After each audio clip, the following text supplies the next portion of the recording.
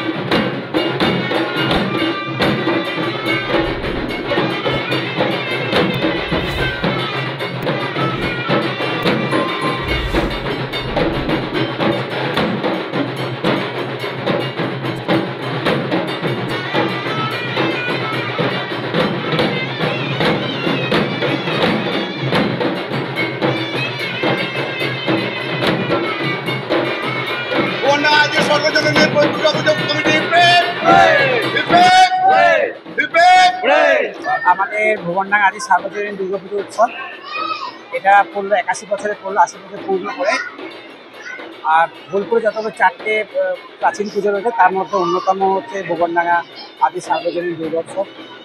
আর শান্তিনিকেতনে খুব কাছে, শান্তিনিকেতন ব্রাহ্ম দীক্ষায় দীক্ষিত, তাই সেরকমভাবে পুজো নেই ওখানে, কিন্তু অন্যান্যভাবে শান্তিনিকেতনের মানুষের সঙ্গে যুক্ত দীর্ঘদিন ধরে সাংস্কৃতিক অনুষ্ঠানগুলোর মধ্যে যুক্ত রয়েছে।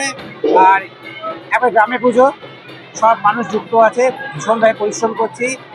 আর আমাদের গেট দেখছেন বা যা সমস্ত রয়েছে সাংস্কৃতিক অনুষ্ঠান আমাদের গ্রামের ছেলেমেয়েরাই করে, আয়োজন করেছি। এবারে আমরা জোর দিয়েছি আলোকসজ্জায়, গেটে আমরা ভালো দিয়েছি, আর সাংস্কৃতিক অনুষ্ঠানের জন্য যুক্ত দিয়েছি।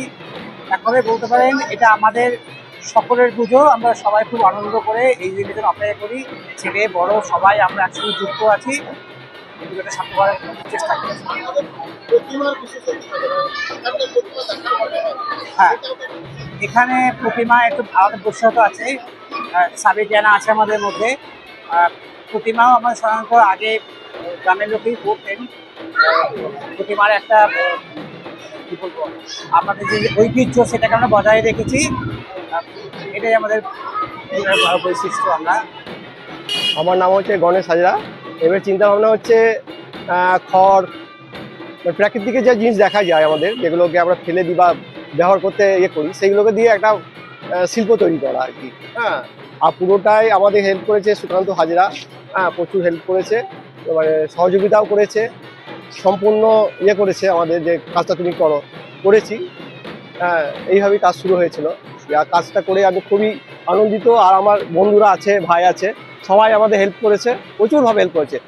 এর মধ্যে কিছু শিশু শিল্পী আছে, আরও আসেনি তো, ওরা প্রচুর হেল্প করেছে।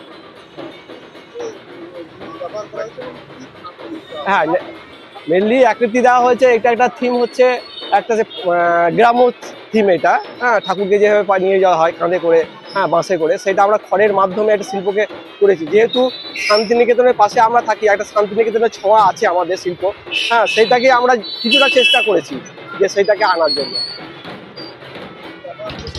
খড় ব্যবহার হয়েছে, হ্যাঁ কিছু দড়ি ব্যবহার হয়েছে, তাল পাতার ব্যবহার হয়েছে, হ্যাঁ পাট ব্যবহার হয়েছে, সুতলি দড়ি ব্যবহার হয়েছে, কিছু বাঁশ ব্যবহার হয়েছে। ধানের সুবাসে মাটির টান, আর সেই টানে V K gold rice. V K gold rice, বাংলার চাল, বাংলার টান। বাঙালির প্রাণ, বাঙালির উৎসব, ভাতের গন্ধে শুরু হয় উৎসব। এই উৎসবকে মাতিয়ে তোলে ভিকে গোল্ড রাইস, প্রতিটি দানায় দানায় আনন্দ। দেখতে চোখ রাখুন আমাদের ফেসবুক ও ইউটিউব চ্যানেলে।